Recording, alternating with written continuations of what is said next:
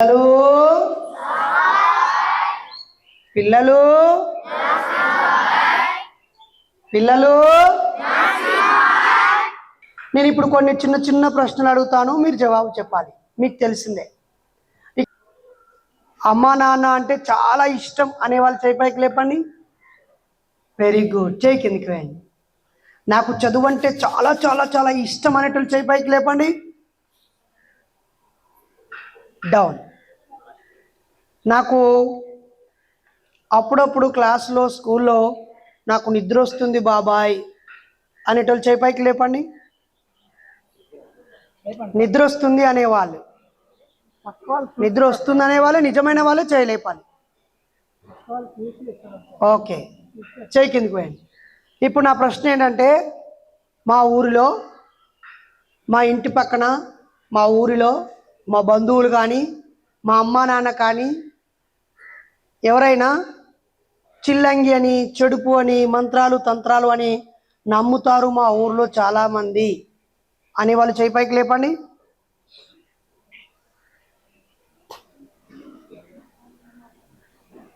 లేపే వాళ్ళేమో మొత్తం లేపండి, లేపకుండా ఉండేవాళ్ళు చేయి కిందికి వేసి ఉంచండి. ఓకే, చేయి కిందికి వేయండి.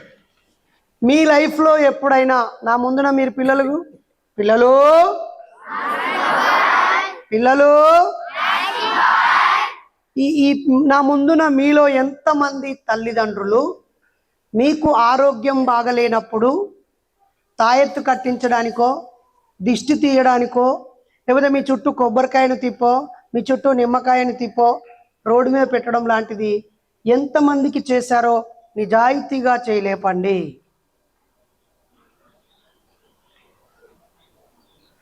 నిజమా? మీరు చేయలేపిన వాళ్ళు ఇలా పిడికిలు బిగించండి గట్టిగా. నిజమా? మీరు చెప్పింది నిజమా? అబద్ధం చెప్తున్నారు. నిజమా? నువ్వు చెప్పు, నీకు ఎప్పుడు చేశారు అలా? స్కూల్ దగ్గర ఏం చేశారు? ఎలా చేశారు?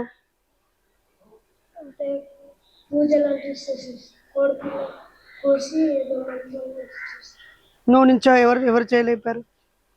ఇంకా ఎవరెవరు చేయలేపారు? నించో.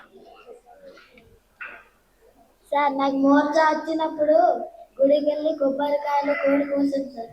ఓకే, నువ్వు చెప్పు. ఎవరు ఇంకా ఎవరైనా ప్లీజ్. ధరం వస్తే చేశారు సార్. ఏం చేశారు? తాయెత్తు కట్టారు సార్. ఏ ఊరికి వెళ్ళావు? మా ఊరికే సార్. అక్కడ ఎవరు ఏమేం చేశారు? ఆ సందర్భంగా ఏం చేశాడు? కొబ్బరికాయలు కట్టారు సార్. ఓకే, ఇంకా ఎవరు చెప్తారు? సో అలా మీకు జ్వరం వచ్చినప్పుడు మీ అమ్మ వాళ్ళు, నాన్నమ్మ వాళ్ళు, అమ్మమ్మ వాళ్ళు మిమ్మల్ని కొబ్బరికాయ కొట్టడము, నిమ్మకాయ తిప్పడము, కోడిగుడ్డు తిప్పడము చేశారు. నిజమేనా? నిజమే అనేవాళ్ళు చేయి పైకి లేపండి.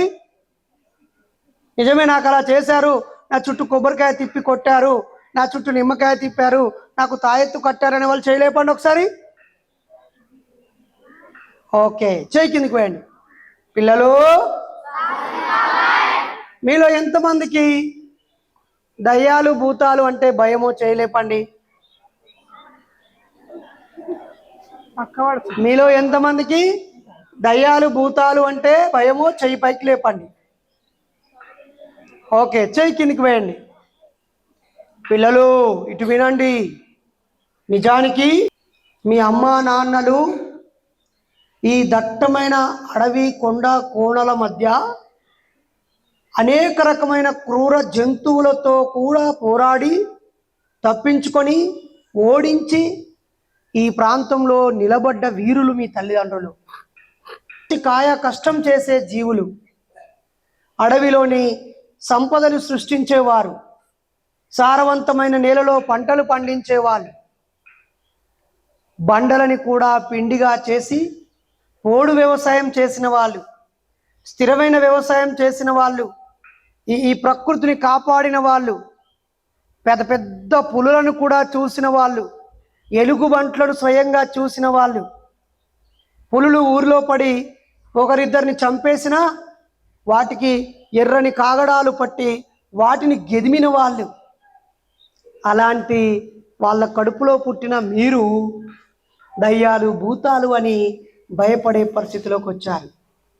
ఇది చాలా ప్రమాదకరం, చాలా బాధాకరం. అందుకే పిల్లలు గుండె మీద చేయి వేసుకొనిలా, నేను నా పూర్వీకుల ధైర్యాన్ని తెచ్చుకుంటాను. నా తాత ముత్తాతల లాగా, అమ్మమ్మ నానమ్మ లాగా బలంగా ధైర్యంగా జీవిస్తాను. మా అన్న తమ్ముల్లాగా, మా అమ్మ నాన్నలాగా భయపడను. మా పూర్వీకులలాగా ధైర్యంగా జీవిస్తాను. మీకు తెలుసా, అంతకుముందు ఈ రోడ్లు లేవు, ఇప్పుడు ఉన్నటువంటి కరెంటు టార్చ్ లైట్ లేవు, అప్పుడు మొబైల్స్ లేవు. అయినా మీ పూర్వీకులు చాలా ధైర్యంగా ఉండేవారు, ధైర్యంగా ప్రయాణం చేసేవాళ్ళు. మేకలని, గొర్రెలని, ఆవులని అడవికి తీసుకెళ్ళి మళ్ళీ క్షేమంగా ఒంటరిగా తోలుకొని వచ్చేవాళ్ళు. చాలా బ్రేవ్ మైండ్స్, చాలా ధైర్యవంతులు. ఇక్కడ నుంచి ఎవరైనా వాలీబాల్ ఆట ఆడడానికి వస్తే వైజాగ్ వాళ్ళు భయపడేవాళ్ళు. ఇక్కడ నుంచి ఎవరైనా కబడ్డీ అని వస్తే హైదరాబాద్ వాళ్ళు కూడా భయపడేవాళ్ళు. ఇక్కడ నుంచి బాణం వేయడానికి ఆర్చరీకి ఎవరైనా వస్తే ఆ సిటీలో కోచింగ్ పోయిన వాళ్ళందరూ డమ్మీ అయిపోయేవాళ్ళు. ఇక్కడ నుంచి పరిగెత్తడానికి ఆర్మీలో సైన్యం కోసం వస్తే అక్కడ రోజు తిని పడుకొని ఎక్సర్సైజ్ చేసిన వాళ్ళు, జిమ్ములో ఎక్సర్సైజ్ చేసిన వాళ్ళు డమ్మీలు అయ్యేవాళ్ళు. మీ తాత ముత్తాతల కడుపులో పుట్టిన మీ నాన్నలు చిన్నాన్నలు మాత్రం ఆ అడవి పంది వెనకాల పరిగెడుతూ, ఆ జింక వెనకాల పరిగెడుతూ, ఆ దుప్పి వెనకాల పరిగెడుతూ, ఆ ఆవు, ఎద్దు, మేక, పశుపక్షుల వెనకాల పరిగెడుతూ, ఎత్తు పల్లాలను కూడా తొక్కేస్తూ, చెమట చిందిస్తూ, అన్ని వాతావరణాలను తట్టుకున్న ఆ వీరులే గెలిసేవాళ్ళు బిడ్డ. కానీ గడిచిన 15-20 సంవత్సరాలుగా 15-20 సంవత్సరాలుగా సెల్ ఫోన్లు వచ్చి, టీవీలు వచ్చి, కార్పొరేట్ సంస్థలు వచ్చి అందరికీ రకరకాల పనికి మాలిన ఆహారాలను అలవాటు చేసి, పోషకాహారాలను దూరం చేసి, వ్యాయామాన్ని దూరం చేసి, మీ తాతలకి ముత్తాతలకి గుడుంబ సారాయి అలవాటు చేసి, మీ అమ్మా నాన్నకి కూడా రకరకాల చెడ్డ అలవాట్లను అలవాటు చేసి, ఒకటి ఆత్మహత్య చేసుకొని చచ్చిపోయేలాగా, ఇంకొకటి బక్క చిక్కిపోయేలాగా, రోగాల పాలయ్యేలాగా, జీవితం విలువ తెలియకుండా చాలా మంది కుట్ర చేశారు బిడ్డ. ఇక్కడ ఎంతమందికి, నా క్వశ్చన్ వినబడుతుందా, ఎంతమందికి అమ్మ చనిపోయిందో, ఎవరెవరి అమ్మ చనిపోయిందో చేయి పైకి లేపండి. అమ్మ చనిపోయిన వాళ్ళు పూర్తిగా లేపినప్పుడు లేపేవాళ్ళు పూర్తిగా లేపండి. మా అమ్మ లేదు, మా అమ్మ చనిపోయింది అనే వాళ్ళు చేయి లేపండి. ఇద్దరు చేయి కిందకి పోయి. మా నాన్న చనిపోయాడు అనేవాళ్ళు చేయి పైకి లేపండి. మా నాన్నగారు చనిపోయారు, మా నాన్న చనిపోయాడు, మా నాన్న లేడు. 1 2 3 4 5 6 7 8 9 10 15 20 25 మంది చేయి కిందకి పోయండి.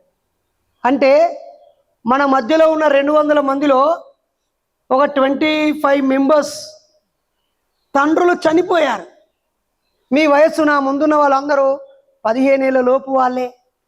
చేయి లేపిన వాళ్ళు 10 సంవత్సరాల వయసు వాళ్ళే. అంటే మీ 10 సంవత్సరాల వయసు అంటే మీ నాన్నకి 30-35 సంవత్సరాలు ఉంటాయి. 30-35 సంవత్సరాల వయసులో 25 మంది తండ్రి చనిపోయాడంటే ఎందుకు చనిపోయాడు, ఎలా చనిపోయాడు, మన మధ్య ఉండే మనుషులు చచ్చిపోతున్నప్పుడు ఇక్కడున్న విద్యా వ్యవస్థ దాని మీద సర్వే చేయొద్దా, వైద్య శాఖ దాని మీద దృష్టి పెట్టొద్దా, పరిపాలన వ్యవస్థ దీని మీద దృష్టి పెట్టొద్దా, రక్షణ వ్యవస్థ దీని మీద దృష్టి పెట్టొద్దా? కానీ మీ అమ్మా నాన్న మీద కార్పొరేట్ శక్తులు దృష్టి పెట్టాయి. వీళ్ళని గుల్ల ఎలా చేయాలి, వీళ్ళకు చదువు లేకుండా ఎలా చేయాలి, వీళ్ళ సంపదను ఎలా గుంజుకోవాలి, వీళ్ళ కండలను పిండి ఎలా చేయాలి, వీళ్ళ బుర్రలో పెండలు ఎలా పెట్టాలి, వీళ్ళు ధైర్యవంతులు, వీళ్ళని పిరికి వాళ్ళని ఎలా చేయాలి, వీళ్ళు ఏదైనా కష్టం వస్తే ఎదుర్కొనే ధైర్యం కాకుండా భయపడి చచ్చిపోయేలాగా ఎలా చేయాలని చెప్పి, ఎలా చచ్చిపోవాలో సినిమాలు తీస్తూ, సీరియల్ తీస్తూ, పనికి మాలిన విషయాలని మీ మెదడులో నూరిపోసి మీ అమ్మ నాన్నలో 25 మంది చనిపోవడానికి కారణమైంది. నేను చెప్తున్నానని బాధపడవద్దు బిడ్డ. ఇంకొక 10 సంవత్సరాలలో మీలో ఇంకొక 25 మంది, 10 సంవత్సరాలు కూడా కాదు, ఇంకో 5 సంవత్సరాల్లో ఇంకొక 25 మంది కూడా వాళ్ళ తండ్రులు చచ్చిపోతారు. నిజం. ఎందుకంటే మీ నాన్నలకి ఆల్రెడీ ఉండాల్సినటువంటి తాగుడు అలవాటు ఉంది, అలాగే చెడ్డ అలవాట్లు ఉన్నాయి, పాన్ పరకాకు గుట్కాల అలవాట్లు ఉన్నాయి, కోపం అనే అలవాటు ఉంది, ఏదైనా ఒత్తిడి వస్తే తట్టుకోలేని బలహీనత అనే అలవాటు ఉంది, మీ అమ్మతో గొడవలే అలవాటు ఉంది, రకరకాల సమస్యలతో ఉన్నారు. కాబట్టి ప్రియమైన విద్యార్థులారా, ఇలా చేయి పైకి పెట్టండి, నాతో పాటు అనండి, నేను 100 సంవత్సరాలు బతుకుతాను. మా మధ్యలో మా స్నేహితుల తల్లిదండ్రులు మధ్యలో చనిపోయారు. నేను చనిపోను. నేను ఆరోగ్యంగా ఉంటాను. నేను దయ్యాలు భూతాలకి భయపడను. నేను నోట్లో పానుపరాకు వేసుకోను. గుట్కాలు బుక్కను.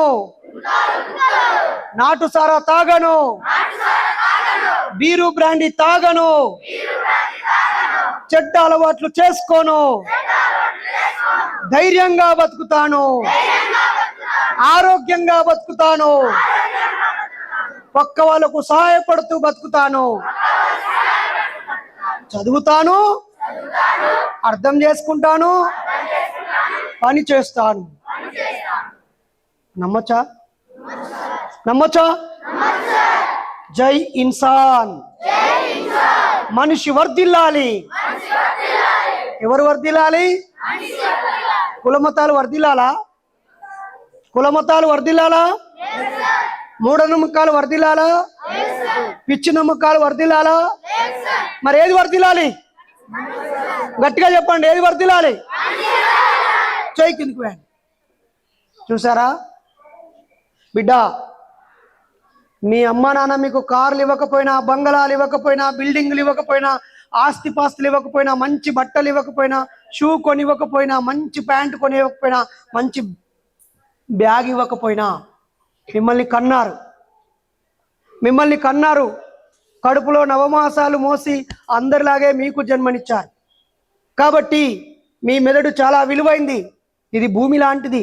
మీ ఇంట్లో ఉన్న భూమి మీద మామిడి చెట్లు పెడితే మామిడి కాయలు వస్తాయి. అరటి చెట్లు పెడితే, గులాబీ చెట్లు పెడితే, ఏమి పెట్టకపోతే పిచ్చి మొక్కలు వస్తాయి. అలాగే మీ మెదడులో నేను ఆరోగ్యంగా ఉండాలి, నాకు చెడ్డ అలవాటు ఉండద్దు, నేను సైంటిఫిక్గా ఆలోచించాలి, దయ్యం భూతం లేనే లేదు, నేను దేనికి భయపడొద్దు, నేను మంచిగా ఉండాలి, నేను బాగా చదవాలి, నేను గొప్ప వ్యక్తిని అవ్వాలి, నేను బాగా పని చేయాలి, నాకు నచ్చిన రంగంలో ముందుకు వెళ్ళాలి, నేను డబ్బులు సంపాదించాలి, నన్ను అందరూ గౌరవించాలి, నేను ఇతరులకు సహాయం చేయాలి, నన్ను చూస్తే నమస్తే పెట్టాలి, నన్ను చూస్తే గ్రేట్ అనాలి అని మీకు మీరు మొక్కలు మీ మెదడులో ఆలోచనలు నాటండి. ఆ పువ్వులు పూసి ఆ కాయలు కాసి ఆ రకంగా మీకు ప్రవర్తన వస్తుంది. ఏమి నాటకపోతే పిచ్చి మొక్కలు మొలిసినట్టుగా, గడ్డి చెత్త చెదారం మొలిచినట్టుగా మీ మెదడులో పిచ్చి అలవాట్లు, చెత్త అలవాట్లు, భయము అన్ని పనికి మాలినవన్నీ చేరిపోతాయి బిడ్డ. కాబట్టి ఎవరికి తక్కువ కాదు. ఒక విద్యార్థి చదువులో తక్కువ ఉంటే ఆయనకు బొమ్మలు బాగా గీయడం వచ్చు కావచ్చు, అది నేర్చేసుకోవాలి. ఒకరికి పాటలు పాడడం, ఆటలు ఆడడం, అలాగే కవిత్వాలు రాయటం, డాన్సులు చేయటం, మాట్లాడటం, ఎన్నెన్నో ఉంటాయి బిడ్డ. కాబట్టి అన్నీ నేర్చుకోవడానికి ట్రై చేయండి. ఒక్క చదువు మాత్రమే అని అనుకోకండి. చదువు కాస్త తక్కువ వచ్చిన వాళ్ళు ఎక్కువ సమయం చదువుతో, పుస్తకాలతో గడపండి. పుస్తకాలే మీ నిజమైన స్నేహితులు, చెడ్డ అలవాట్లే మీ నిజమైన శత్రువులు. కాబట్టి అమ్మ నాన్న దూరం ఉన్నారనే బాధ ఉన్నప్పటికీ నేను అమ్మ నాన్నకు దూరం ఉండేది చదువుకు దగ్గర ఉండాలని ఇక్కడున్నా అని మీరు చదువుకు దగ్గర ఉండాలి. మీరు చదువుకు దూరం ఉండి అమ్మ నాన్నకు దూరం ఉంటే మీరు చాలా చెడ్డవాళ్ళు బిడ్డ. కాబట్టి చదువుకు దగ్గరగా ఉంటారా? పుస్తకాలే నిజమైన, మళ్ళీ అనండి, పుస్తకాలే నిజమైన మీ నిజమైన స్నేహితులు ఎవరు? మీరు అమ్మా నాన్నకి దూరంగా ఎందుకుంటున్నారు? మరి చదువుకు దగ్గరగా ఉండకపోతే మీరు వేస్టా కాదా? ఎస్. మరోసారి ఎప్పుడైనా వచ్చినప్పుడు ఇంకా అనేక విషయాలు నేను మీకు చెప్పడానికి ప్రయత్నిస్తాను. రాంబాబు సార్ మీకు తెలుసా? ఆ సారు నాకు ఫేస్బుక్ ద్వారా, యూట్యూబ్ ద్వారా పరిచయం అయ్యి మా వరంగల్కి వచ్చాడు. నేను కూడా వాళ్ళ ఇంటికి రావాలని ఇక్కడికి వచ్చాను. సో సార్ కూడా చాలా పుస్తకాలు కొనుక్కున్నారు, చదువుతున్నారు. మీరు ఎప్పుడైనా ఖాళీగా ఉన్నప్పుడు ఆయనని సైంటిస్టుల గురించి, సైన్స్ గురించి, ఎలా జీవించాలనే జీవితం గురించి, కష్టాల గురించి అన్నీ తెలుసుకొని మీరు చాలా మంచి వాళ్ళు కావాలి. సరేనా బాబాయ్? సరేనా? ఓకే. బాగా ఆడుకోవాలి అనండి, బాగా నిద్రపోవాలి, బాగా తినాలి, బాగా చదవాలి. Done? Thank you so much.